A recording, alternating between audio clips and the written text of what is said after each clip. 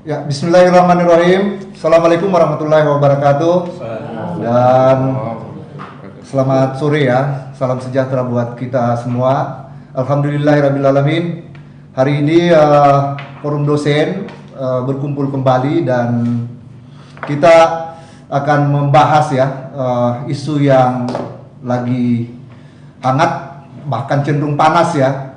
Biasanya kalau forum dosen berkumpul pasti ada isu yang kita anggap krusial dan biasanya itu usulan dari anggota di grup WA Group ya, lalu kita respon dan alhamdulillah kita bisa wujudkan hari ini untuk membahas topik yang saya kira sedang jadi sorotan di seluruh pelosok Indonesia.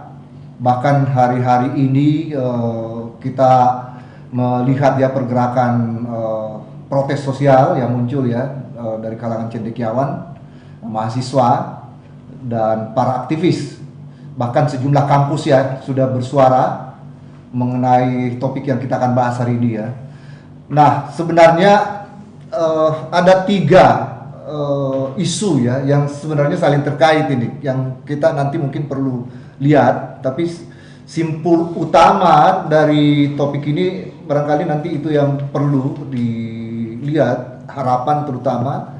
Yang pertama adalah putusan Mahkamah Konstitusi. Nah, ada beberapa poin ya di situ yang terkait dengan syarat pencalonan ya dalam pemilu kada dan juga terkait dengan batas usia. Tapi ya ada pasal-pasal ya yang saya kira secara rigid nanti akan dibahas apa sebenarnya makna dari putusan itu terkait dengan Mahkamah Konstitusi. Itu yang pertama. Kemudian yang kedua, sebenarnya ada putusan yang muncul sebelum Mahkamah Konstitusi ya, yang dibuat oleh Mahkamah Agung.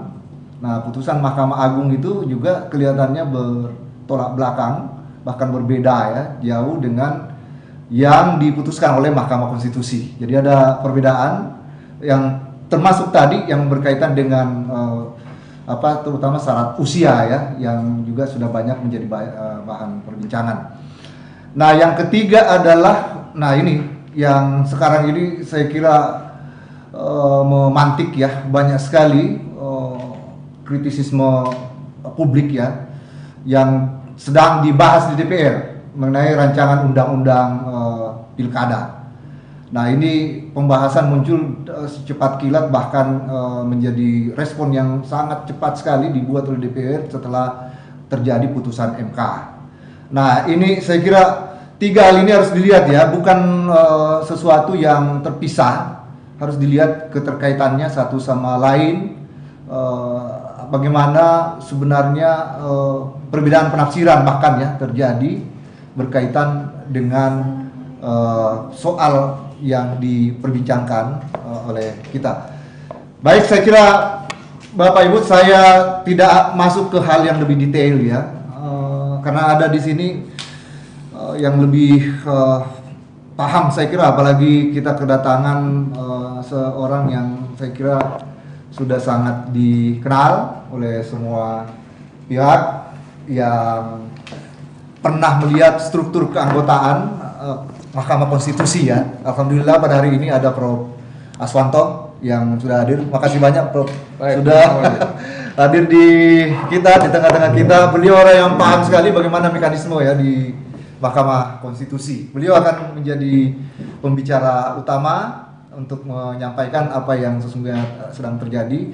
Berikutnya Prof. Muin Pahmal ya, pakar hukum tata negara yang juga akan nanti menyampaikan ya dari Universitas Muslim Indonesia pendapat beliau. Sedang menunggu, tapi dalam perjalanan akan segera tiba di tempat juga Pak Prof. Amin Ilyas juga akan memberikan sebentar tanggapannya, pendapatnya.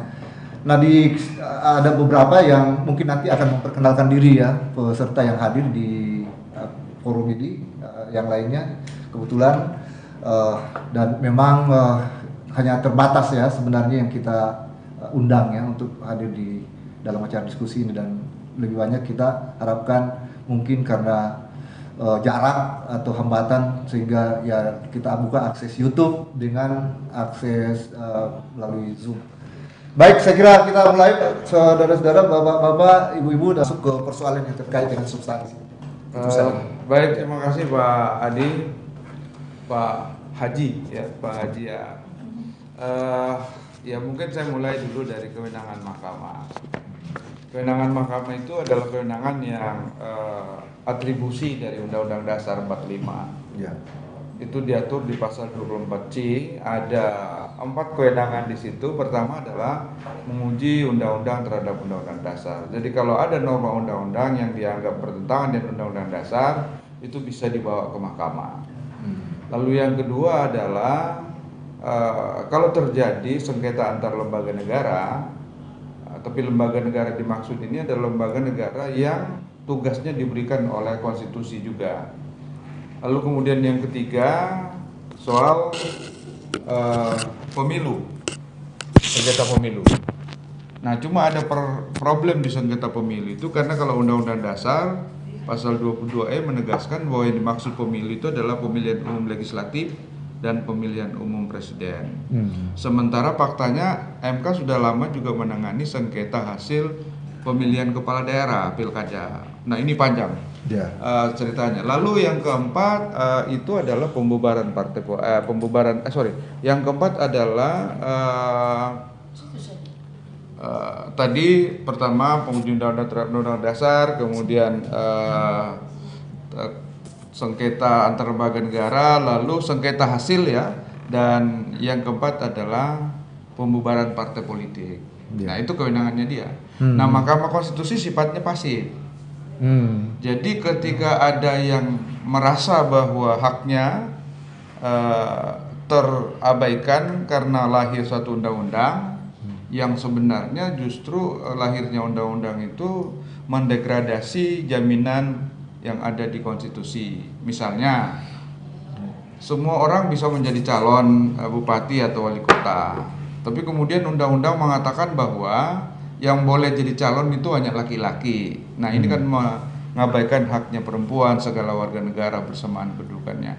Nah sama halnya dengan perkara yang saya kira 2 hari ini ribut kan.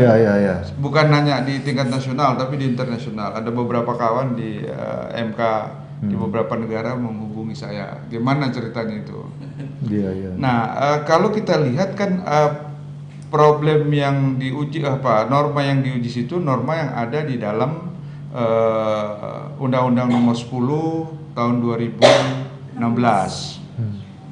Nah norma yang diuji itu adalah berkaitan dengan siapa sebenarnya yang bisa mengusung pasangan calon bupati, calon kepala daerah, gubernur atau wali kota. Nah lalu ada yang memasukkan itu Partai Buruh kalau nggak salah satunya dengan Garuda. Ya, Partai Buruh itu diwakili oleh ketuanya dan sekretarisnya. Ketuanya Pak Anies Mata. Saya coba baca putusannya berkali-kali. Memang yang diuji itu adalah pasal 40 ayat 3. Pasal 40 ayat 3. Partai Buruh dengan Partai Gelora tadi. Gelora. Jadi pasal yang diuji pasal 40 ayat 3. Nah, kenapa mereka menguji? Karena mereka merasa bahwa ada hak mereka yang terabaikan.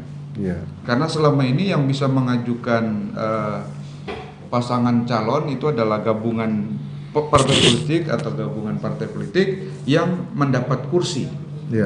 Itu pun tidak hanya mendapat kursi, ada catatannya di pasal 40 ayat 1 mendapat kursi yang kalau dihitung dari jumlah kursi yang ada di situ dia harus memenuhi syarat 20%. Tapi tidak hanya kursi yang bisa juga dikonversi ke perolehan suara 25%. Nah, ini partai yang mengajukan merasa dirugikan karena mereka memperoleh suara. Lalu tidak mendapat kursi memang. Mereka mengatakan kami juga dapat suara yang cukup banyak, cukup signifikan, tapi tidak dapat kursi. Apakah suara rakyat yang mendukung kami diabaikan begitu saja? Sehingga dia minta sebenarnya mahkamah bahwa norma yang memberikan kewenangan kepada partai partai yang berkursi, ya, yang boleh mengajukan itu di challenge. Mereka mengatakan kami juga partai yang tidak dapat kursi mestinya diberikan kewenangan untuk mengajukan calon kepala daerah. Mereka menuntut keadilan. Nah, itu yang dikabulkan oleh MK. Cuma saya juga nggak enak bicara karena saya pernah di MK. Memang ada problem yang diminta itu pasal 40 ayat 3 dan itu dikabulkan. Cuma problemnya yang dirubah oleh MK itu pasal 40 ayat 1. Ayat 3 barangkali. Ayat 3-nya tidak, bahwa ayat 3-nya ayat 3-nya itu diamatnya dikatakan permohonan diterima, dikabulkan, sehingga dia bertentangan dengan Undang-Undang Dasar pasal 40 ayat 3 itu. Nah, cuma memang itu kan apakah dia partai parlemen atau partai non parlemen. Nah, MK mengatakan parlemen, non parlemen juga bisa. Nah, bisanya bagaimana? Dirobahlah ketentuan yang ada di pasal 40 ayat 1. Pasal 40 ayat 1 itu kan yang bisa mengajukan partai politik atau gabungan partai politik yang memperoleh kursi 20% atau suara 25%. Nah, itu yang dirubah oleh MK. Perubahannya juga memang dari perspektif demokrasi saya kira sangat bagus. Misalnya untuk provinsi. Di ketentuan yang dimuat dalam putusan MK itu untuk provinsi yang DPT ya, yang terdaftar di DPT 2 juta itu 10% saja. Kalau dia punya suara 10% dari jumlah suara di tempat itu, dia bisa mengajukan calon.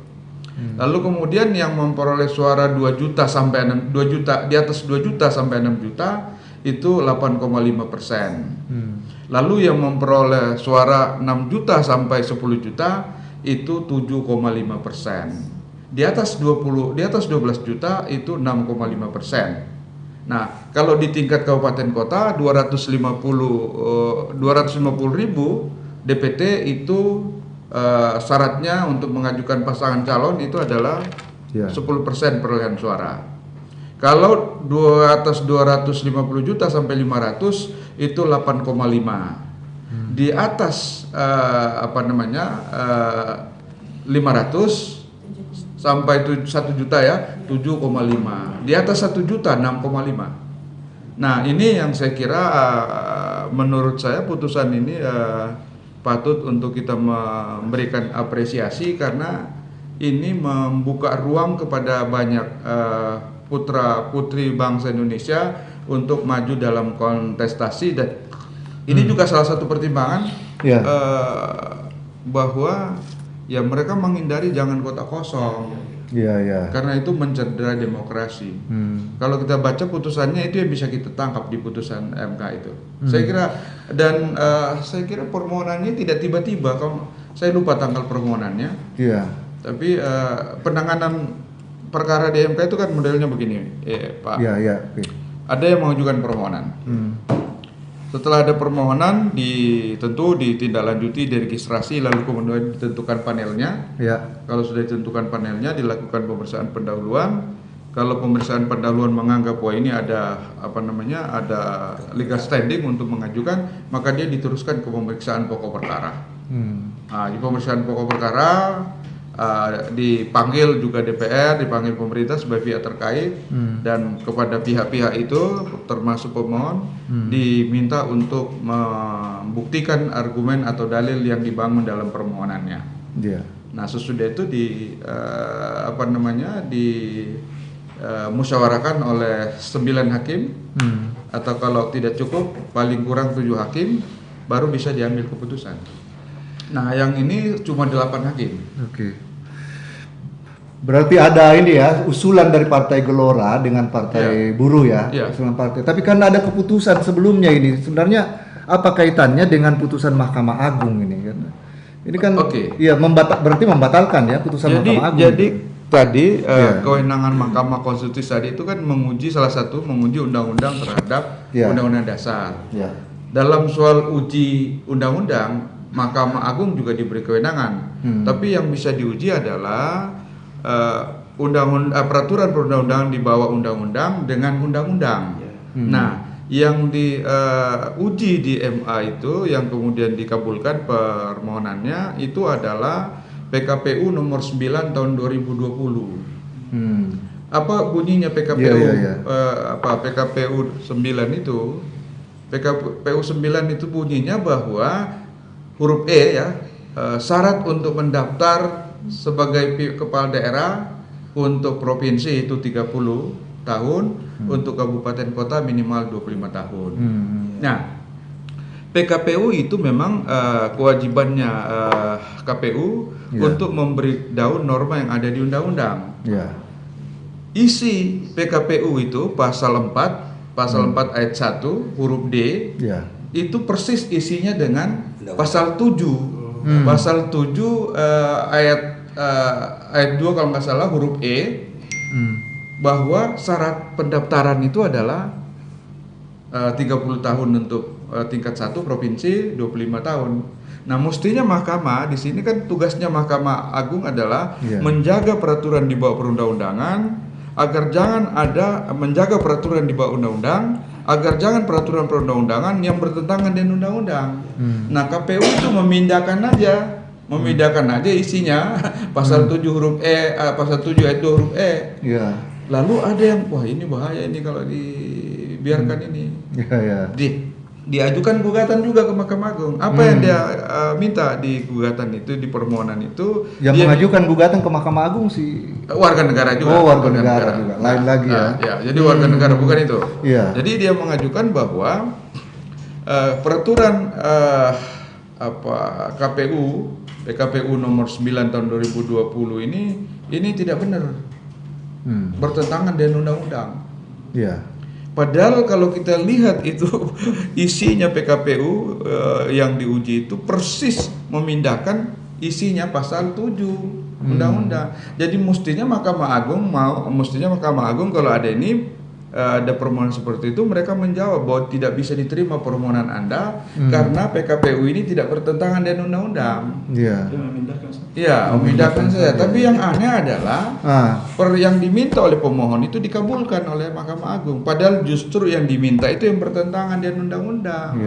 Apa yang diminta? Diminta supaya syarat pendaftaran 30 tahun itu dirubah menjadi syarat pelantikan. Itu problemnya. Justru Mahkamah Agung yang membuat putusan yang bertentangan dengan undang-undang. Padahal kewajibannya Mahkamah Agung itu menjaga agar peraturan perundang-undangan di bawah undang-undang jangan sampai isinya bertentangan dengan undang-undang. Ini justru putusannya yang bertentangan dengan undang-undang. Jadi bertentangan dengan undang-undang. Tapi bukankah Mahkamah Agung itu untuk menguji undang-undang kan ya? MK itu untuk konstitusi. Tidak. Jadi MK itu kalau ada undang-undang, misalnya Undang-Undang 10. Disesuaikan ada Undang-Undang 10 nomor tahun 2016. Ada norma di situ yang bertentangan Undang-Undang Dasar. Misalnya tadi membatasi siapa yang boleh laki aja atau perempuan saja. Ini kan bertentangan dengan pasal. Itu dibawa. Mahkamah Konstitusi memang sudah didesain sebagai penafsir undang-undang tertinggi dan putusannya final and binding. Tidak bisa diganggu gugat lagi putusannya. Dia final interpreter of konstitusi. Nah, lalu Mahkamah Agung juga diberi kewenangan untuk menguji undang-undang. Tapi undang-undang yang peraturan perundang-undangan kesesuaiannya dengan undang-undang. Tapi yang menjadi kewenangannya adalah peraturan perundang-undangan di bawah undang-undang untuk disinkronkan dengan undang-undang. Nah, PKPU itu sudah sinkron dengan undang-undang. Malah membuat kontroversi. Lalu kemudian Mahkamah Agung mengatakan salah ini. Yang benar itu permohonan.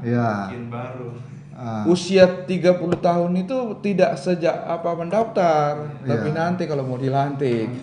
Itu. Betul. Apakah dalam permintaan ke MK kita bicara MK, ini MK juga melihat putusan MA tidak, juga? Tidak dikaitkan dengan tidak ada hubungan. Tidak ada hubungan. Maka Mahkamah Mahkamah Konstitusi kan mengatakan undang-undang yang sudah jelas jangan ditafsir-tafsir lagi. Sudah jalan aja. saja yang ditafsir.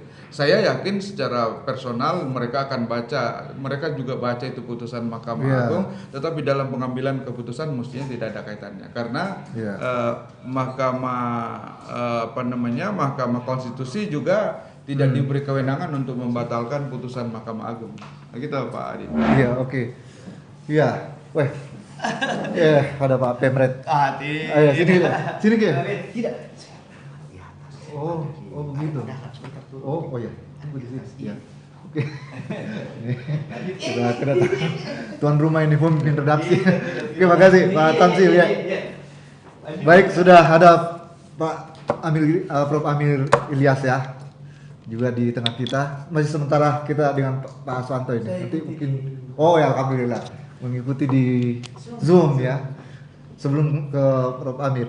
Nah, ini belum ini. Berarti sebenarnya Mahkamah Konstitusi memutuskan perkara ini pokoknya tidak melihat ya sebetulnya dengan kaitannya dengan dalam memutus perkara Mahkamah Konstitusi tidak menjadikan bahan pertimbangan putusan Mahkamah Agung. Okay. Nah, cuma sekarang persoalannya kan begini. Ya. Dua putusan mengenai norma yang sama. Ya. Norma yang sama maksud saya itu adalah yang pertama tadi pasal 7 ayat 2 huruf E, yaitu usia pendaftaran dirubah menjadi batas usia pelantikan. Itu diputus oleh Mahkamah bahwa yang benar, Mahkamah Agung bahwa yang benar itu adalah sejak pelantikan, jangan sejak pendaftaran. Lalu Mahkamah itu pasal itu dibawa lagi diuji oleh dua orang mahasiswa, dua orang mahasiswa yang menguji. Lalu kemudian Mahkamah Konstitusi mengatakan ini nggak perlu ditafsir-tafsir lagi, sudah jelas, sehingga permohonannya itu ditolak. Apa artinya ditolak? Normanya tetap sama dengan norma yang ada di pasal sekarang, yaitu pendaftaran, bukan pelantikan. Bukan seperti putusan. Artinya Mahkamah Konstitusi mendudukkan kembali ini dua lembaga ini Pak Di. Masuk lagi lembaga legislatif. Nah, ini saya mau tanyakan ini, bagaimana ini kan ada struktur kan kalau kita bicara soal mana sebetulnya yang harus dijadikan sebagai pegangan utama. Betul. Ini di dalam. Jadi menurut saya kalau sudah 3 lembaga tinggi negara ini bentrok, ya sebentar lagi negara kita bisa hancur. Kenapa bentrok? Saya maksud karena mestinya Mahkamah Agung dalam memutus perkara, saya tidak menjudge, tapi saya kira putusan itu salah. Menurut saya pribadi salah itu putusan. Karena mereka disuruh menjaga agar norma undang-undang jangan bertentangan dengan norma peraturan di bawahnya undang-undang. Nah, ini justru mereka membuat yang bertentangan. Nah, sekarang lembaga negara yang satu DPR mengatakan kami cocok dengan putusannya Mahkamah Agung. Kami tidak mau patuh pada putusannya Mahkamah Konstitusi. Padahal yang diputus Mahkamah Konstitusi itu adalah menguatkan apa yang dibentuk oleh DPR. Bahwa usia 30 tahun itu syarat mendaftar, itu kan DPR yang bikin. Nah, dia sendiri yang buat. Tapi aneh sekarang tiba-tiba mengatakan kami mau patuh pada putusannya Mahkamah Agung. Yang salah justru. Enggak, kita berandai-andai ini ya. Bagaimana karena kita mau lihat dalam struktur ketatanegaraan kira-kira kedudukannya ya. Seandainya DPR membuat keputusan terkait dengan rancangan undang-undang ini, lalu yang mana sebetulnya ini yang akan jadi ini beliau. Ada konflik ini sebetulnya juga kan yang bisa terjadi kalau tata negara beliau. Oh, gitu. Cuma memang begini Pak Adi. Ini tidak berkepastian hukum. Karena memang kewenangannya DPR juga untuk membuat undang-undang. Cuma ini dalam kasus ini kan nyata-nyata melawan keputusan mahkamah. Dia boleh saja, dia kewenangannya membuat undang-undang. Tapi nanti kalau dia buat undang-undang, misalnya dia rubah undang-undang sehingga bunyinya undang-undang itu sesuai dengan putusan MA. Nanti begitu selesai diundangkan, ada lagi yang menggugat di MK.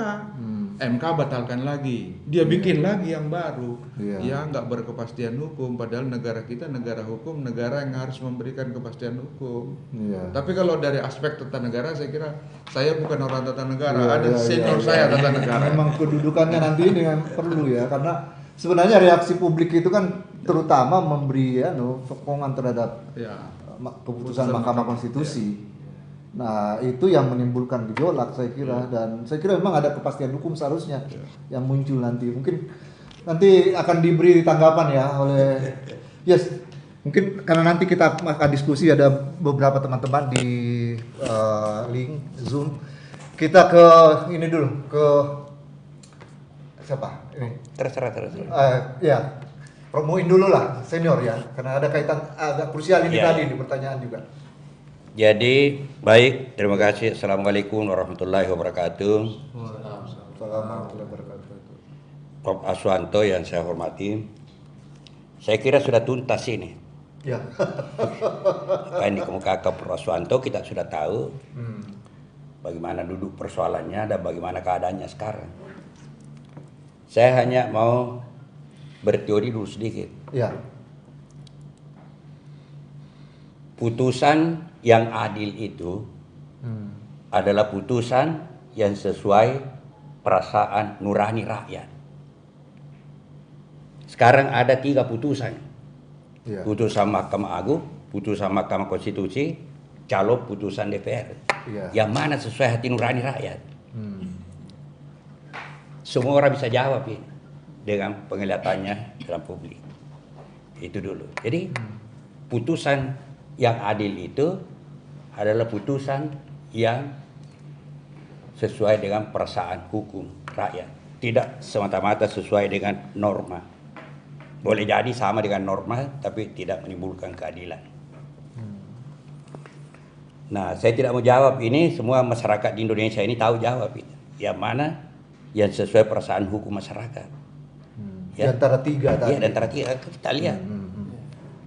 Satu, berdemo untuk agar jangan dilakukan putusan DPR dilarang untuk merubah. Satu, mendukung putusannya MK. Ya. Ya, itu rakyat yang nurani yang berbicara, bukan pengetahuan hukumnya, nurani yang berbicara. Nah, sekarang dalam aspek ketatanegaraannya kita tahu semua bahwa ada 3 kekuasaan kenegaraan. Ya. Ada namanya legislatif, ada namanya eksekutif, ada namanya yudikatif. Legislatif membuat undang-undang, Ya. eksekutif menjalankan undang-undang. Ini di SMP dipelajari, menjalankan undang-undang. Ya. Yudikatif mengadili atas pelanggaran terhadap undang-undang. Jadi ini saklek dia punya kewenangan. Nah, oleh karena itu putusan hakim Ya. adalah, apalagi hakim Mahkamah Konstitusi, final, ya, dan mengikat, Ya. final dan mengikat. Jadi tidak bisa lagi diapa-apain. Dan ada presiden baru, putusan Mahkamah Agung 90. Itu kan ditantang oleh beberapa orang. Ya. Oh, tidak cocok itu ya. Ya. Yang mengizinkan Gibran menjadi wakil presiden. Tapi sudah putusan Mahkamah Agung, ya apa boleh buat. Kan? Nah, sekarang kalau DPR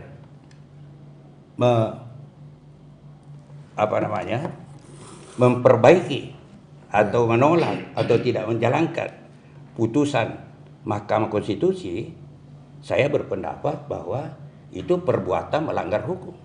Bahkan bisa digolongkan sebagai perbuatan makar. Ya, apa dasarnya itu kalau itu misalnya dianggap sebagai makar? Iya, merongrong kewibawaan negara. Kalau ini tiga kekuatan ini tidak lagi nyaman, negara ini dipertanyakan, bubar ini negara. Merongrong kewibawaan negara. Makanya saya katakan dapat dia adalah tindak pidana dan dapat dipersamakan dengan makar. Makar apa artinya? Ialah bahwa merongrong kewibawaan negara. Kalau ini tidak nyaman tiga-tiganya ini, negara ini tidak berwibawa lagi negara ini. Ya, itu pertama. Okay. Jadi, ya tentu kami mengatakan janganlah dirubah itu. Putusan Jangan MK, ya? campuri urusannya Mahkamah Konstitusi, urusannya Mahkamah Konstitusi. Tapi tadi Prof. Aswanto sudah kemukakan, yang bisa dilakukan DPR, tetapi itu pun dengan cara bandel, DPR bandel, yaitu membuat undang-undang baru atau merubah undang-undang dengan memuat salah satu substansi seperti yang tidak dikehendaki. Katakanlah dengan menganulir putusan MK, memuat yang dilarang oleh MK. Itu bisa dilakukan, tapi itu saya katakan dengan bandel, tidak negarawan kalau begitu. Lalu kalau dia putuskan hari ini dan sekarang diputuskan hari ini, besok tiba di Mahkamah Konstitusi oleh orang-orang yang berkepentingan, lusa diputuskan lagi Mahkamah Konstitusi, bikin lagi, bubar negara ini. Artinya saling menyerang, saling menyerang. Putusan masing-masing. Nah, apa yang akibatnya lebih besar? Bisa pilkada ini deadlock. Yang mana dipakai ini? Ya, itu tadi pertanyaan saya putusannya sebenarnya. DPR, putusannya Mahkamah Konstitusi, seandainya DPR atau membuat putusannya keputusan Mahkamah Agung yang digunakan. Kalau ini yang terjadi, boleh jadi terjadi sengketa antara lembaga negara, sengketa kewenangan antara lembaga negara yang diberikan oleh Undang-Undang Dasar. Nah, tiga-tiganya ini kewenangannya diberikan oleh Undang-Undang Dasar. Tapi itu justru yang jadi statement Presiden bahwa itu hal yang biasa katanya, bahwa ada sengketa antar lembaga negara dalam membuat putusan. Bagaimana kalau itu? Nah, artinya kalau terjadi sengketa lembaga negara, hal biasa malah. Siapa punya kewenangan mengadili? Undang-Undang Dasar mengatakan yang punya kewenangan untuk mengadili sengketa antara lembaga negara adalah Mahkamah Konstitusi. Akhirnya kembali ke MK. Iya, maka saya yang berwenang itu. Karena masalah undang-undang. Masalah undang-undang. Akibatnya pilkada ini deadlock. Maunya MK sekarang. Putusan MK. Putusan MK. Lalu ada lagi masyarakat merasa dirugikan atas norma baru yang dibikin itu, diajukan lagi kepada Mahkamah Konstitusi. Mahkamah Konstitusi ditolak lagi. Karena Mahkamah Konstitusi itu terikat. Terikat oleh putusannya sejak dia berdiri sampai hari ini. Artinya begini ya, kalau DPR membuat keputusan RUU ini jadi undang-undang ya, kemudian digugat lagi, Mahkamah Konstitusi harus menjawab lagi itu ya. Diterima lagi. Diterima lagi. Mahkamah Konstitusi itu bukan menguji pasal, bukan menguji ayat, tapi yang diuji itu norma. Iya. Jadi di tempat manapun, dimanapun ditempatkan norma itu, mau di pasal berapa, mau di undang lain, itu tidak merugikan. Ya itu ya. Jangan sampai tadi kita bicara pasal 40, dia sekarang ini di pasal 30 dia simpan atau 50. Bukan pasal, tapi norma. Di mana norma itu berada, ya. Jadi itu apa namanya? Kalau itu yang terjadi, makanya saya katakan kalau dia mau bandel. Bandel. Anak bandel kan begitu, dia tahu bila tidak boleh tapi tetap dia melakukan, ya. Oh gitu ya. Itu ada anak bandel ya. Iya, bandel. Anak bandel kan begitu, dia tahu tidak boleh, dia tetap. Artinya menurut Romo ini bandel DPR ini sekarang dalam posisi seperti DPR, sekarang. Kalau dia mau kalau dia otak-atik putusannya Mahkamah Konstitusi, saya berpendapat bahwa itu tindak pidana. Kenapa itu disebut tindak pidana, apa dasarnya? Itu kan sudah bisa masuk penjara atau tinggal masalahnya di penjara semuanya atau bagaimana. Tapi saya katakan membangkang dan merongrong kewibawaan negara. Makanya saya katakan kata kewibawaan negara ini saya kira mungkin dari situ Mahkamah Konstitusi diletakkan. Kalau Pak Arief pernah ada putusan kita itu sudah dibatalkan pasal itu, tapi tetap digunakan Mahkamah Agung untuk memutus perkara. Lalu Pak Arief mengatakan ini Mahkamah Agung melakukan pembangkangan konstitusi. Nah ini gede juga ini kemarin bahwa DPR melakukan pembangkangan. Saya kira MK ketua MK ada statementnya. Itu saya segenerasi itu beliau mengatakan pembangkangan. Jadi kalau itu yang dia lakukan itu tidak boleh dilakukan. Ada pertanyaan saya satu ke Pak Amir. Ini kan pembahasan di DPR ini kan melibatkan eksekutif ini, pemerintah di situ. Iya. Di mana sebetulnya posisi pemerintah di situ? Apakah dia menjadi bagian atau harusnya pemerintah bisa melihat dua sisi penempatan salah maunya pemerintah ya yang diproses oleh DPR. ya. Ya. Ini dari mana memang usulannya? Dari pemerintah ya usulan RUU ini atau inisiatif DPR? Proses.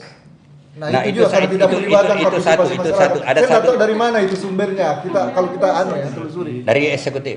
Dari pemerintah Ya, berarti dari ya. Menteri Dalam RUU Negeri. ini ya. Iya. Oke. Satu. Oke. Kalau misalnya dia bikin undang-undang lain, Hmm. lalu besok selesai, itu berarti dapat diuji formil. Iya. Kalau diuji formil, kalau diterima permohonannya, dibatalkan semua undang-undang itu mulai dari konsiderannya sampai penjelasannya dibatalkan semua. Iya, iya. Kenapa? Karena tidak memenuhi persyaratan formil. Persyaratan formilnya itu banyak langkah-langkahnya itu undang-undang itu baru bisa Iya. tidak bisa Iya. jadi. Dan ini cepat sekali ini prosesnya. Undang-undang yang normal itu minimal 1 tahun. Dan tidak masuk dalam prolegnas kan? Iya, Ya, tidak termasuk. masuk dalam prolegnas. Harus Kenapa ada tiba-tiba harus muncul? minta pendapat Justru setelah ahli, MK harus membuat ada putusan.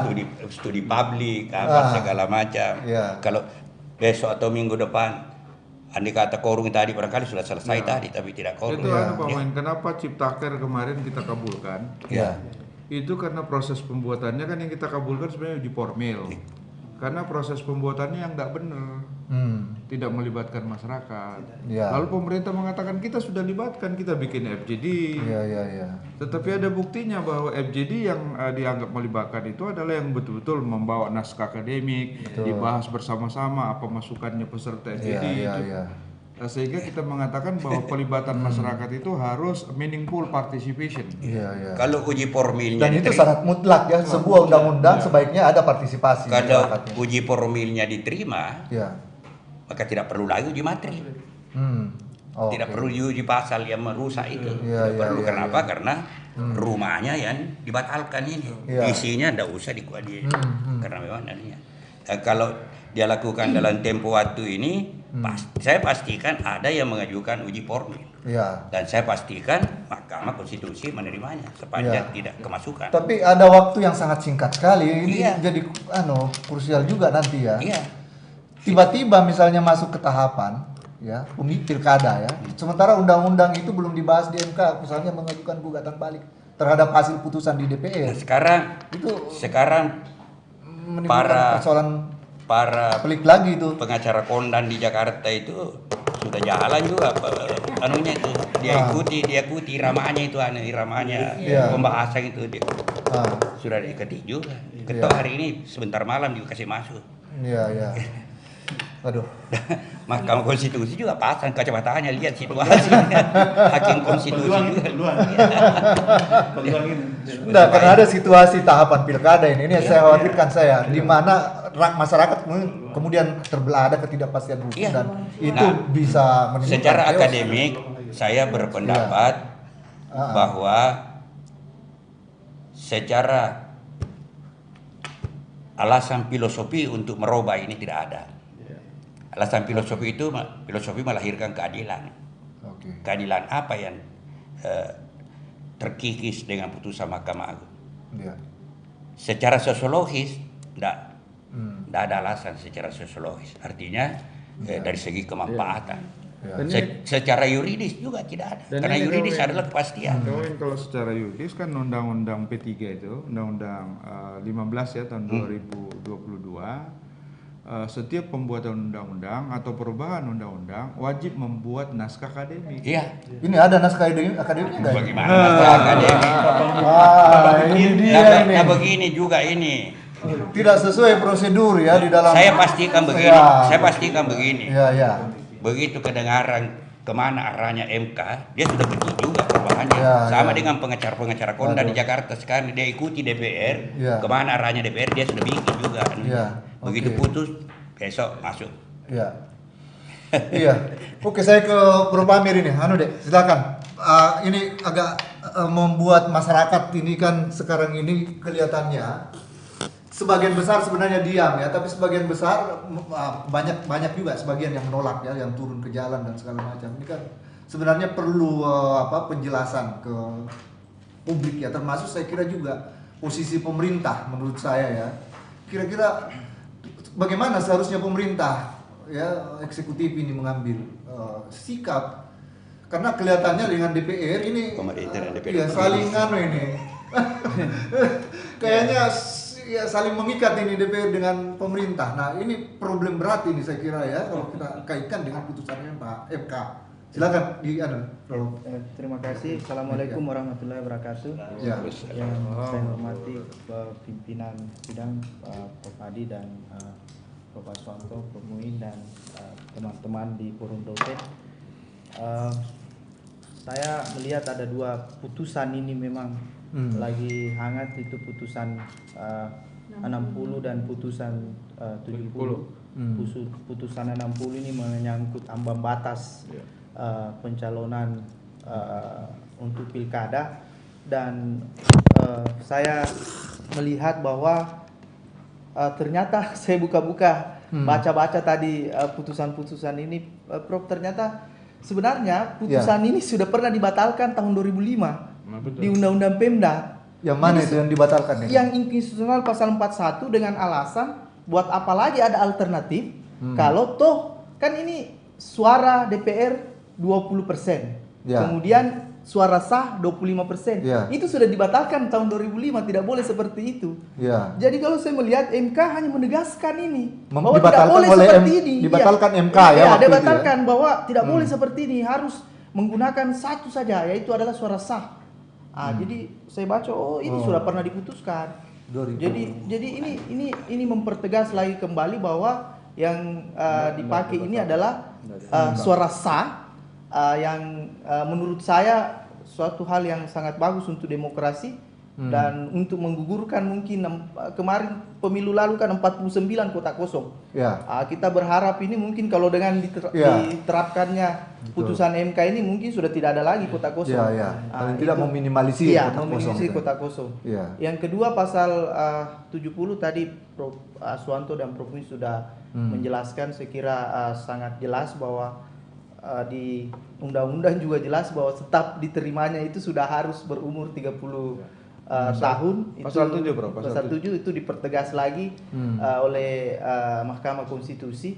Memang yang menjadi pikiran saya mungkin kalau nanti DPR yang tadi pertanyaannya Pak Adi itu berbeda dengan putusan MK, apa yang harus kita lakukan? Seandainya DPR memutuskan undang-undang ini. Informasinya kan kalau yang saya dapat informasi ini ada Perpu malahan. Ada Perpu Prof itu yang didorong masuk ke DPR. Ada lagi ini berarti. Jadi betul-betul ini dari pemerintah. Jadi pemerintah ini dia dorong Perpu inilah yang tadi mau disahkan. Jadi dari pemerintah ini barang kemudian didorong masuk untuk disahkan jadi jadi undang-undang dengan asumsi dia berargumen bahwa ya sesuai tadi bahwa Partai Buruh dan Partai Gelora ini hanya mau masuk bahwa dia diakui untuk ikut memberikan suara di pilkada, padahal multi tafsirnya tidak seperti itu. Jelas bahwa ambang batas itu semua parpol masuk di situ bahwa berdasarkan DPT dengan suara sah yang ada. Saya kira itu yang di situ perbedaannya nanti antara kalau pemerintah dengan DPR sepakat, maka di situ perbedaan kita, dan itu yang harus kita pertegas bahwa tidak seperti itu sebenarnya. Ada beberapa catatan-catatan saya. Saya kira itu dulu yang tadi itu. Kemudian konsekuensi apa kira-kira yang terjadi kalau mungkin bisa saja terjadi seperti pemilu legislatif kemarin, kasus DPD yang diulang, Prof. Karena dianggap tidak memenuhi syarat, padahal memenuhi syarat, akhirnya nanti juga seperti ini. Lawan calon-calon yang merasa memenuhi syarat dengan putusan MK akan menggugat ke MK bahwa saya memenuhi syarat sebenarnya.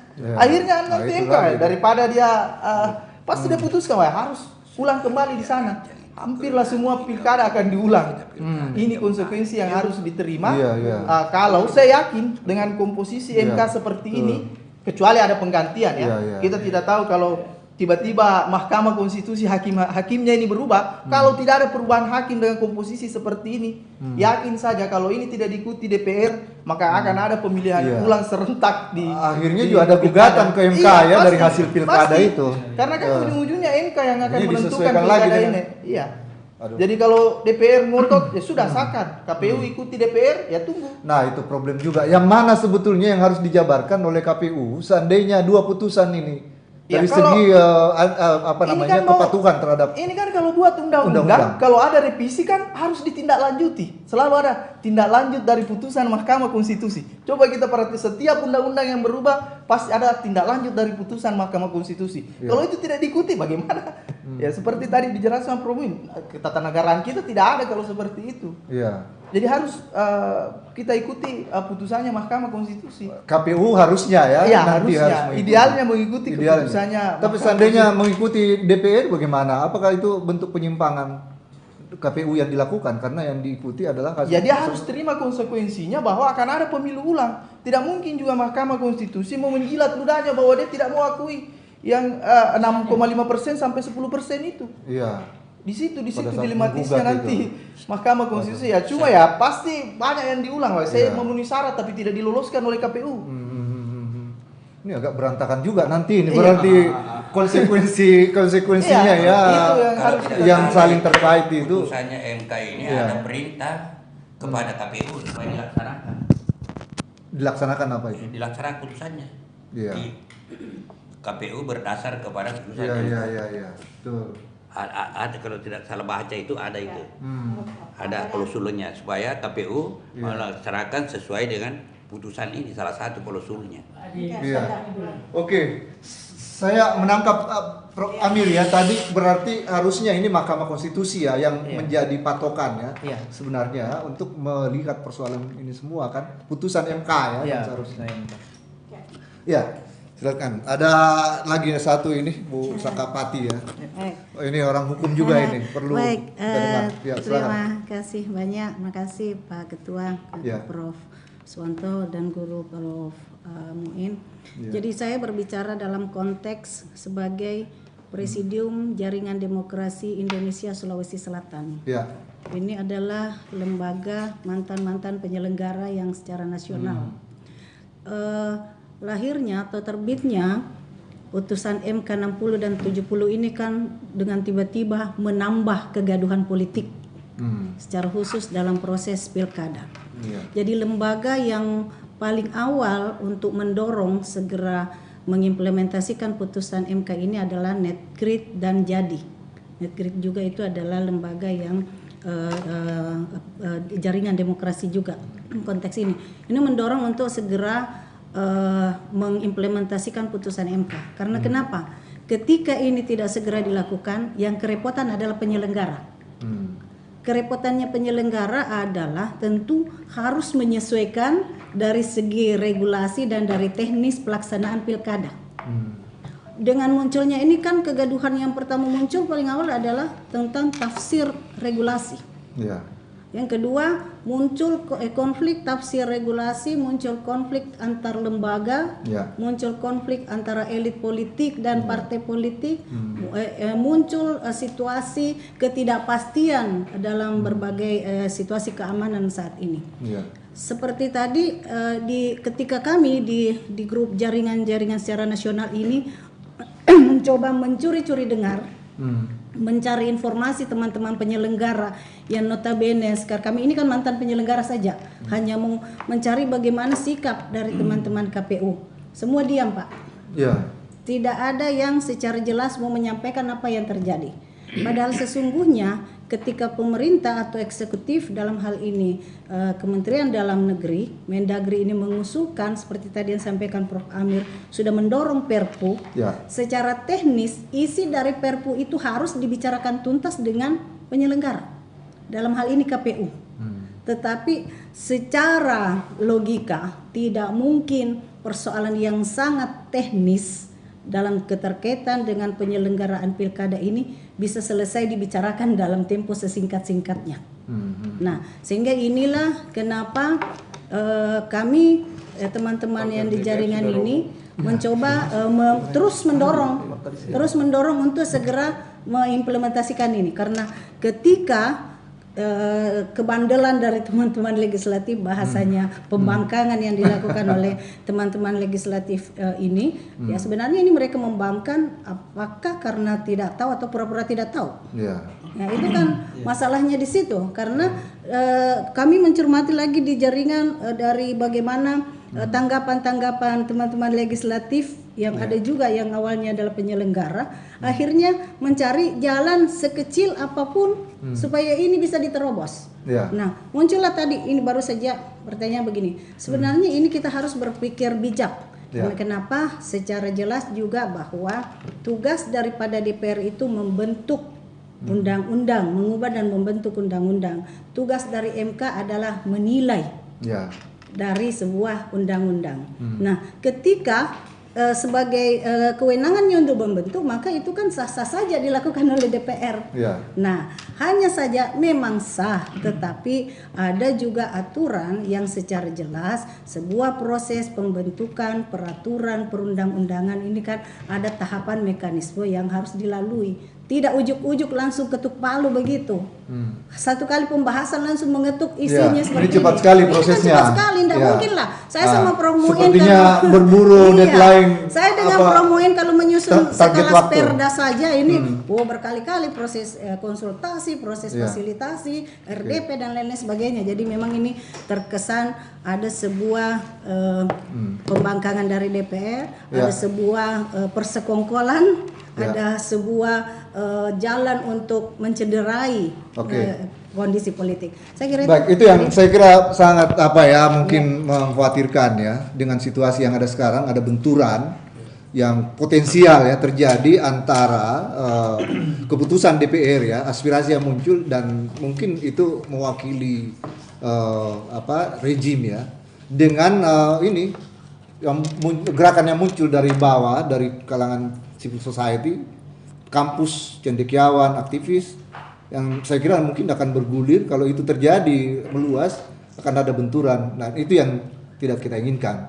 Tapi persoalannya adalah sebenarnya itu soal kepastian hukum ini yang perlu ada kejelasan sehingga itu bisa menjadi solusi ya, meredam potensi yang mungkin kita ya sangat khawatirkan. Ini Pak Amir ya, orang pemerintahan, mungkin politik silakan Dr. Amir Muhyiddin ya. Ya, makasih. Ya, sebelum kita ke kalau di Thailand dalam keadaan chaos, dalam keadaan deadlock, hubungan antar lembaga negara mengalami permasalahan, ada raja yang bisa menangani, mencari solusi. Ya. Raja Jawa. Ya. Ini kita di Indonesia tidak ada itu, ya. Sehingga saya ingin melanjutkan pertanyaan. Katanya ada Raja Jawa katanya. Penasaran ya. Nanti akan muncul raja-raja lain itu. Seandainya dalam beberapa hari ke depan, ya 1-2 hari deadlock terus, ya. Deadlock yang mana ini? Tidak ada kepastian apakah kita harus merunut pada keputusan Mahkamah Konstitusi atau kemudian dualisme kita maksudnya merunut, ya. Dualisme. Sebab begini,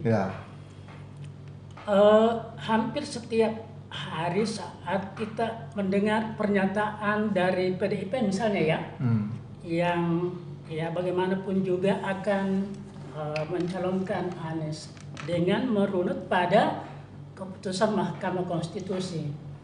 Itu kan akan jadi problem lain, ya, dan menambah kisruhnya permasalahan. Tetapi poin pentingnya saya ini dalam posisi di mana tidak ada lagi jalan lain, ya. Tadi pertanyaan Pak Ali, seperti apa ini? Apakah harus merunut pada Mahkamah Konstitusi atau kepada keputusan DPR? Dan kelihatannya DPR yang kemudian seperti tadi kita curiga banget bahwa sejalan dengan pemerintah, ya sepertinya juga berkeras ingin menganulir keputusan Mahkamah Konstitusi. Saya ulangi pertanyaan saya, bagaimana kalau mengalami deadlock? Ada pertanyaan saya dan mungkin Pak Adi cocok jawab ini. Apa yang harus masyarakat, terutama gerakan civil society, yang seharusnya apakah harus bersabar melakukan apa lewat jalur-jalur formal atau harus turun ke jalan menggaungkan moral force untuk bagaimana caranya kita menekan pemerintah dan legislatif agar merunut kepada Mahkamah Konstitusi. Ini mungkin Pak Adi yang bisa jawab. Apa yang bisa, karena begini, karena begini, kadang-kadang kita merasa menyesal, loh kenapa ini tidak ada gerakan dari kampus? Kenapa ini mahasiswa diam saja? Kenapa gerakan civil society tidak ada? Sebaiknya masyarakat apa yang kira-kira harus dilakukan? Terima kasih. Oke. Saya host ini agak susah untuk menjawab, tapi nanti mungkin sebentar saya juga mungkin memberikan sedikit perspektif. Di Zoom ini, di link Zoom ada Prof. Ma'ruf Hafiz ya. Assalamualaikum, Prof. Ma'ruf. Salam. Waalaikumsalam. Ya, dari tadi saya mau ke kita. Ya, silakan, barangkali sudah tadi kedengaran ya semua ya, Prof. Ma'ruf ya. Tidak ada masalah audio ya. Oke, silakan. Jadi saya sudah tercerahkan apa yang disampaikan Prof. Suwanto, Prof. Muin dan Prof.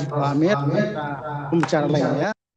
Tapi saya lihat bahwa memang terjadi benturan kewenangan antara MK, MA, dan DPR. Dan saya anggap bahwa dalam bahasa Bugis itu Sandre Balai. Sandre Balai. Mungkin, Jadi memang harus segera diakhiri karena hampir semua kampus di Indonesia ini turun ke jalan dan bukan tidak mungkin apa yang dikhawatirkan atau dianjurkan oleh Pak Amir Muhyiddin tadi itu bisa terjadi lagi. Jadi kita ini apa yang kita lihat, yang kita dengar itu sudah tamat kita lihat apa yang terjadi itu, sehingga jangan lagi misalnya ada hal-hal yang tidak perlu terjadi tapi terjadilah. Jadi saya kira seperti itu, Sandre Balai antara MK, MA dan DPR, dan kelihatan memang ada arogansi DPR, terutama misalnya Kim plus itu yang ada ketakutan gitu, ada ketakutan untuk keluar dari Kim plus itu. Saya kira demikian Pak Adi. Terima kasih. Assalamualaikum. Oke, baik. Makasih banyak. 3 lembaga yang disebut ini tadi kelihatannya saling MA, MK, dan DPR. DPR ini sama dengan eksekutif ya. Kelihatannya serupa. Nah kita memang, ada lagi yang saya kira memang yang perlu dilihat itu adalah gerakan sosial gerakan masyarakat sipil yang sekarang ini bergerak karena kelihatannya kalau dilihat dari aspek hukum sudah jelas ini bahwa dalam struktur hukum sebenarnya yang paling utama itu adalah MK. Artinya kalau dilihat dari segi ketatanegaraan, saya tadi mendengar karena saya latar belakang ilmu politik, tapi penjelasan tadi itu sangat terstruktur bahwa dari segi hukum sebenarnya putusan MK itulah yang tertinggi. Harusnya semua lembaga baik MA maupun DPR termasuk pemerintah itu mengikuti. Jadi ini sebenarnya persoalannya sudah jelas ini Nah yang terjadi kemudian karena ada reaksi yang berbeda, terutama dari DPR dan juga pemerintah, lalu terjadilah polarisasi, ada konflik antara yang pro untuk ke DPR, terutama di badan legislatif itu yang akan membuat keputusan dengan rancangan undang-undang pilkada yang akan diputuskan itu dengan hasil putusan dari MK. Nah itu saya kira problemnya ada di situ. Saya belum memberikan pandangan saya ingin dulu ke ada siapa ada Prof. Mustari Mustafa Ada mungkin perlu kita dengar juga ini. Prof. Mustari. Assalamualaikum. Halo. Ya, perlu juga dengar ini. Malah mau kita minta doa ini justru sama Ketua Kahmi dan juga beliau ini orang MUI juga, Majelis Ulama, karena sebenarnya ini kekuatan doa sangat penting Pak untuk membuat bangsa ini harmonis ini. Ya silakan, barangkali ada tanggapan dulu. Mungkin saya sebentar ingin berharap bahwa Prof. Mustari menuntun kita dengan doa lah. Terakhir. Dari UIN ini kan? Ya, dari UIN. Silakan. UIN. Ya, silakan. Ya. Assalamualaikum warahmatullahi wabarakatuh. Ya, Bapak Ketua dan yang saya hormati, kalau langsung ke soal doa ini, memang kita seringkali mengabaikan aspek doa. Padahal untuk keberhasilan satu usaha, ya memang ada 3. Satu adalah ikhtiar, kemudian yang kedua adalah doa, yang ketiga adalah keyakinan. Ini ada problem mungkin di sini kalau dari perspektif ini, yaitu problem kalau dua-duanya juga menggunakan doa. Ini di sini yang problem. Jadi di pihak sana juga menggunakan doa yang sama, ya Tuhan, kami ingin agar ya yang diikuti ini adalah sesuai dengan yang kami inginkan. Yang di sebelah sana juga katakanlah di kubu yang satu juga menginginkan hal yang sama. Jadi doa yang mana yang diterima ini yang jadi problem. Nah, mungkin kalau dilihat dari aspek usaha yang dilakukan dan niat yang dilihat, saya kira tadi Bang Prof. Muin Fahmal sudah menyampaikan bahwa kalau kebenaran itu berdiri sendiri, mungkin memang belum memenuhi satu kriteria kebenaran yang hakiki barangkali, Pak Ketua. Tentu kebenaran itu akan menyentuh ke aspek yang hakiki apabila juga mengandung unsur kebaikan. Jadi benar dan baik gitu ya. Nah, kebaikan itu biasanya dia bersandar pada norma adat istiadat atau apa yang disebut oleh Bang Muin Fahmal tadi, itu adalah nurani atau aspirasi publik begitu. Karena di sanalah tumbuhnya norma moral, budaya, dan katakanlah juga moralitas publik itu. Nah, kalau dilihat dari aspek seperti ini, saya kira satu di antara indikasinya adalah mengapa forum dosen mengangkat tema ini menjadi topik diskusi pagi hari ini, ya karena kita melihat bahwa publik ini yang diwakili oleh forum dosen ini itu inginkan agar kebaikan itu harus senantiasa menjadi orientasi sekaligus inspirasi dari satu ya katakanlah usaha-usaha itu.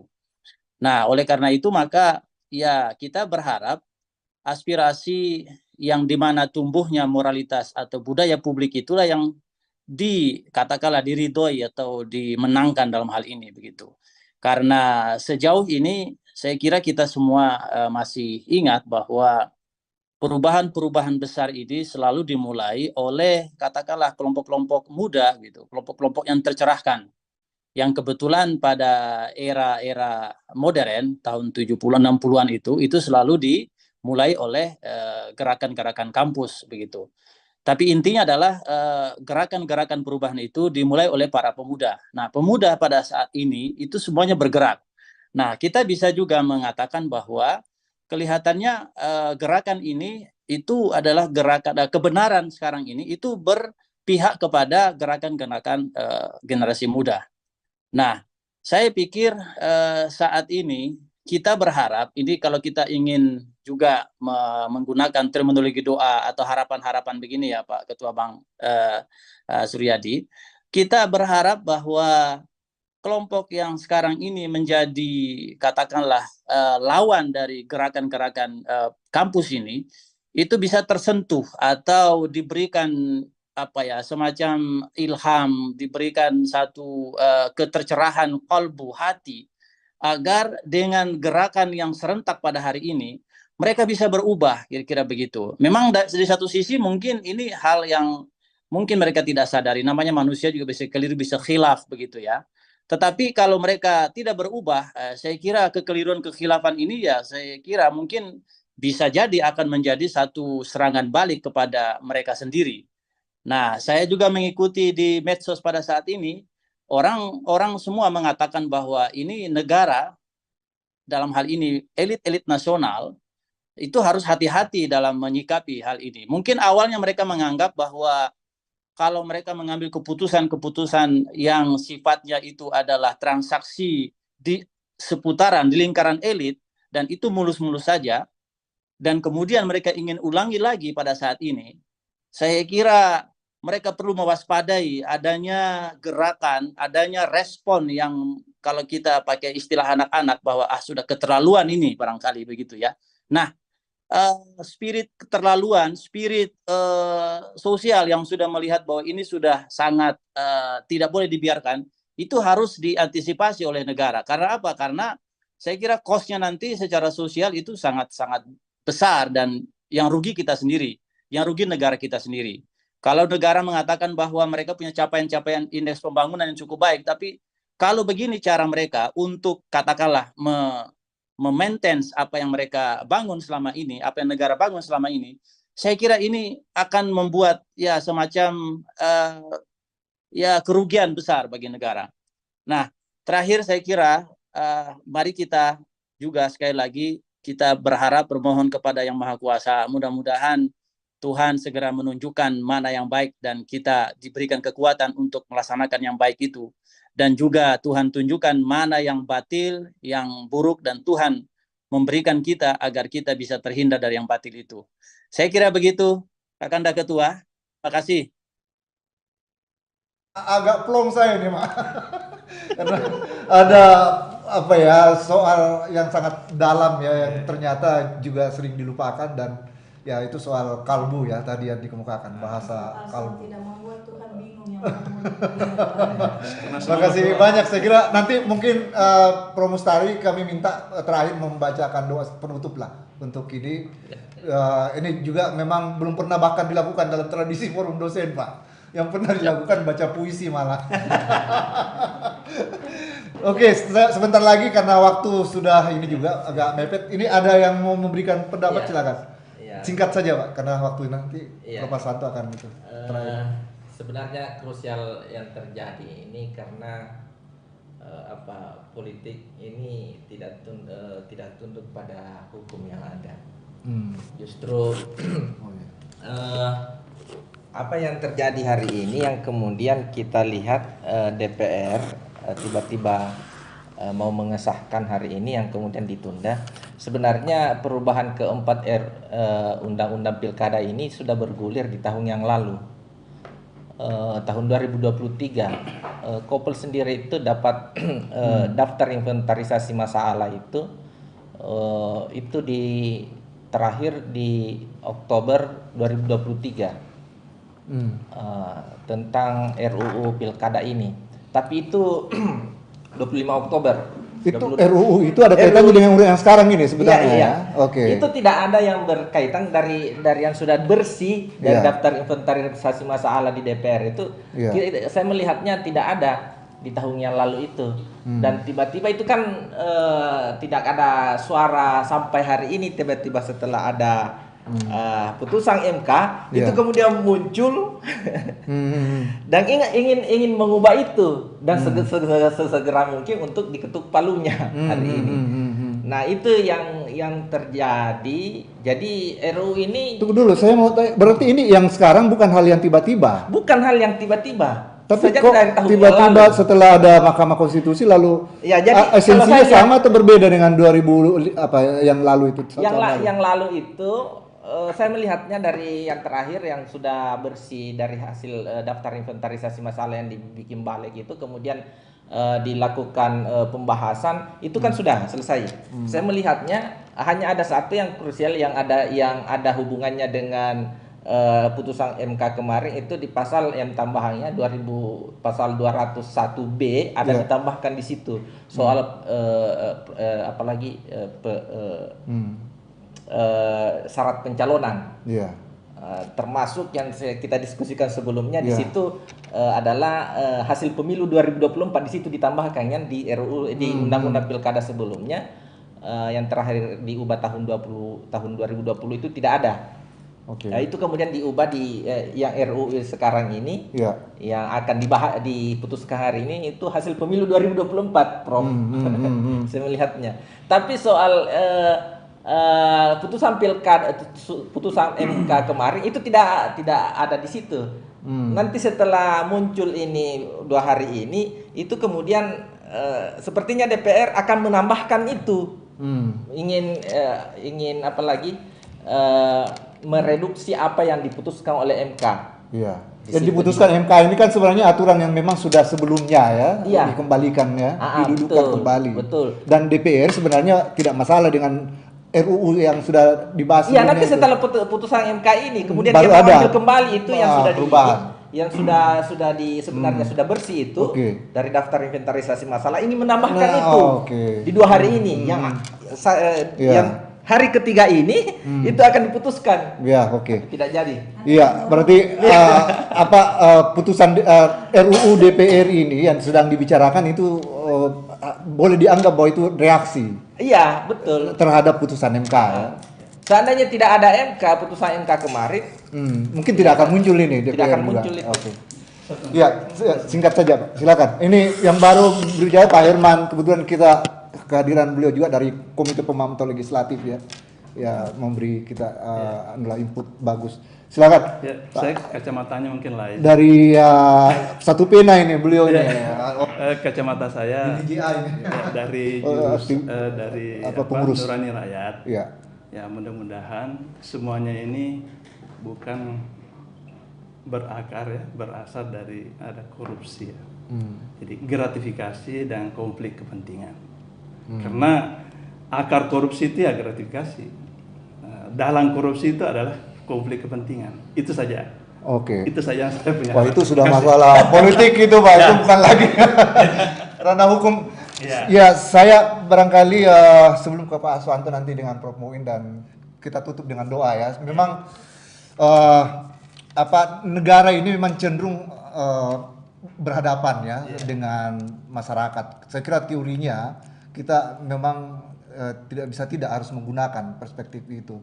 Sebenarnya dalam perspektif negara secara diadik sebagai aktor ya dan masyarakat sebagai counterbalancing biasanya kontrol sosial terhadap putusan-putusan pemerintah atau negara itu biasanya ya memang saling berhadapan ya, tetapi untuk sejak perkembangan reformasi pertama dalam sejarah reformasi ya saya lihat bahwa negara ini sangat homogen sekali. Jadi ada akumulasi dukungan ya mungkin dari partai politik. Nah, itu yang menyebabkan negara kemudian kalau dari perspektif politik Pak, kekuasaan ini sangat kuat sekali. Memang menjadi sebuah rejim ya yang sangat kuat. Dulu Orde Baru sebetulnya juga kuat tetapi masih ada pluralisme di dalam negara itu. Jadi ada elemen-elemen di dalam negara itu yang menyokong demokrasi sehingga kekuasaan Soeharto itu masih dikontrol, masih membuka kontrol. Bahkan ada orang dekat yang menjadi bagian dari kabinet seperti Emil Salim, ada bahkan yang menjadi gubernur misalnya pemerintah daerah seperti Ali Sadikin. Mereka itu sangat pro dengan aktivitas masyarakat sipil. Nah, di kita sekarang perkembangan yang terjadi itu tidak seperti itu. Jadi ada kecenderungan di mana negara sebegitu kuatnya dan elemen-elemen yang mendukung ini ya tidak ada lagi yang tidak plural seperti Orde Baru ya. Ada teorinya begitu sebetulnya untuk menjelaskannya sehingga ya keputusan-keputusan yang diambil itu ya bahkan mungkin berhadapan juga dengan lembaga-lembaga hukum sekalipun mereka akan tetap bertahan. Itu yang saya khawatirkan justru Pak. Dengan dukungan yang sangat kuat di DPR sekarang ini kan hanya satu partai. Hanya PDIP yang mengambil ya sikap yang berbeda. Itu akan dipaksakan. Dan kalau itu dipaksakan terjadi, itu akan menimbulkan ya saya khawatir insiden ya politik gaduh, bahkan kita sudah mengalami ya banyak peristiwa yang terjadi sebelumnya ketika undang-undang Omnibus Law, ada undang-undang KPK itu harus memakan korban ya yang justru tidak perlu dan tidak diinginkan ya. Nah ini problem ini. Saya mau begini sebagai orang hukum, ini sangat miris rasanya. Sebuah hal yang prosesnya adalah proses hukum, seyogyanya adalah penyelesaiannya adalah putusan hukum. Tetapi yang terjadi adalah prosesnya proses hukum, putusannya adalah putusan politik. Iya, memang ini sebenarnya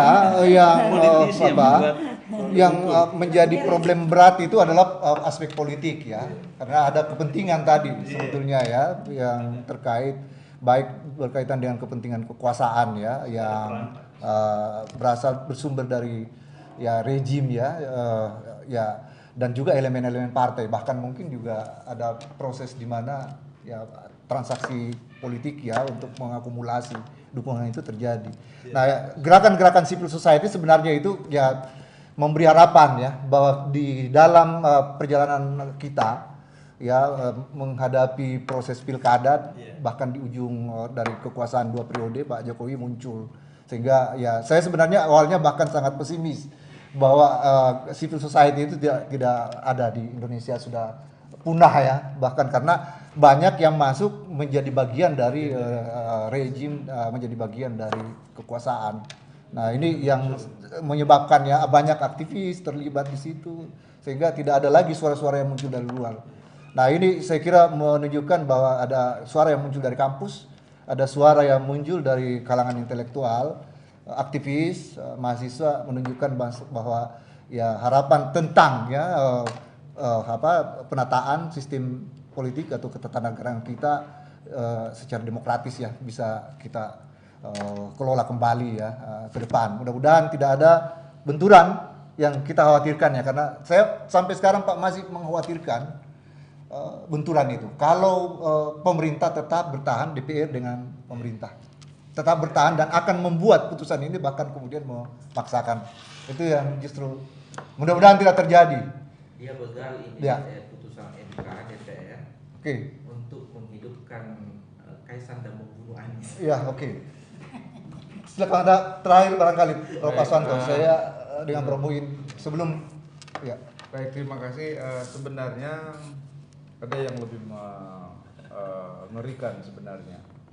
Yang lebih mengerikan itu kan kita ini negara hukum.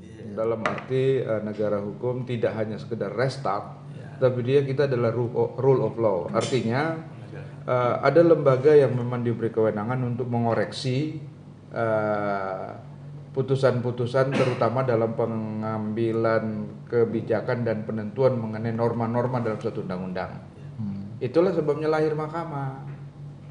Tapi kelihatannya sekarang DPR agak gerah dengan kehadiran mahkamah, sehingga saya sangat percaya bahwa DPR akan tetap jalan karena mereka mengatakan itu kewenangan kami membuat undang-undang.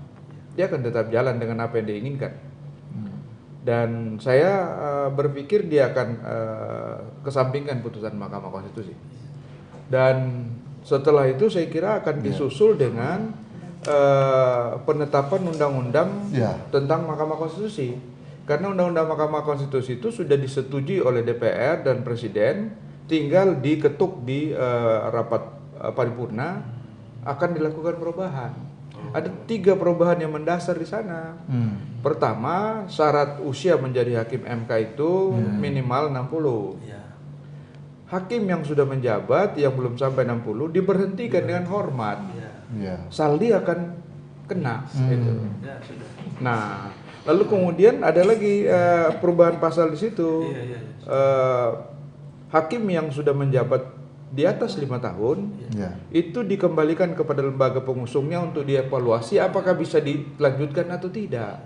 Ibu Eni, Pak Suhartoyo bisa hancur di situ. Nah, sehingga kalau orang-orang di MK sudah termasuk Pak Usman akan dievaluasi juga karena dia sudah bertugas lebih 5 tahun. Pak Arif yang mungkin tidak dievaluasi Pak yang dari DPR Pak Daniel dengan Pak Guntur dievaluasi 60 tahun. Ada usia batas usia. Dia belum sampai 60 tahun dia. Ya, itu saya kira kalau tegangan ini tetap berlanjut, DPR akan melakukan itu. Akan melakukan itu. Sehingga ya bubar kita punya negara. Nah, mudah-mudahan teman-teman di sana, mudah-mudahan teman di MK tidak tidak takut karena ancaman perubahan undang-undang itu. Saya yakin ada beberapa kawan di dalam yang apapun yang terjadi dia akan tetap pada posisi membela hak asasi manusia, membela hak rakyat. Ya, itu Pak Adi. Jadi cuma artinya ini mereduksi power kewenangan. Betul. Dan memang ada persepsi yang keliru sebenarnya, seolah-olah bahwa hakim MK itu miliknya lembaga pengusung. Seperti Prof kemarin. Ya, saya dikeluarkan, kalau tidak dikeluarkan kan periode saya masih sampai 2029. Tapi akan berubah juga karena perubahan yang baru itu hakim maksimal 10 tahun. Jadi dari 60 ke 70. Nah, yang jadi problem di situ adalah ya karena dia merasa bahwa itu harus patuh pada pengusung. Ya itu kembali. Saldi ini dianggap tidak patuh karena banyak sekali dia punya dissenting opinion yang saya ada 2 dissenting opinion yang mendasar, yaitu Ciptaker. Kan itu memang membuat marah teman-teman di DPR dan eksekutif. Lalu kemudian ada satu lagi yang mengerikan sebenarnya, undang-undang penanganan COVID itu, yang Perpu kemudian dijadikan undang-undang.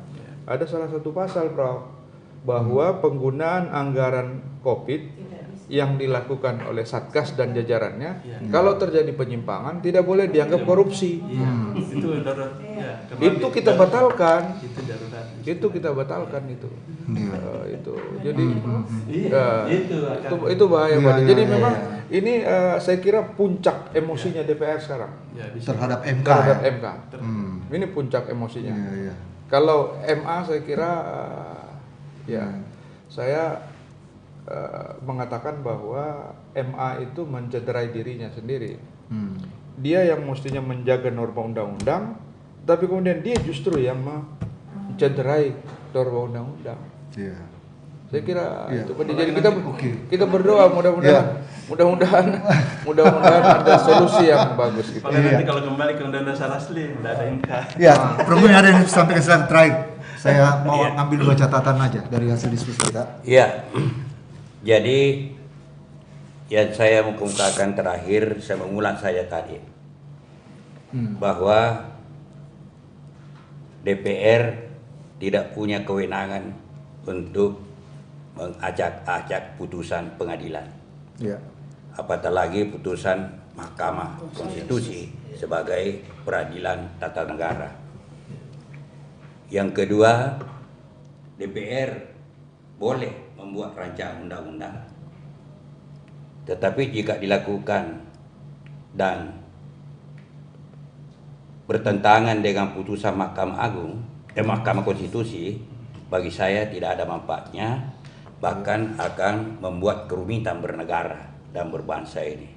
Saya selaku warga agak ketakutan kalau orang mengatakan akan kacau akan ini seperti tadi. Bagi saya tidak terlalu penting.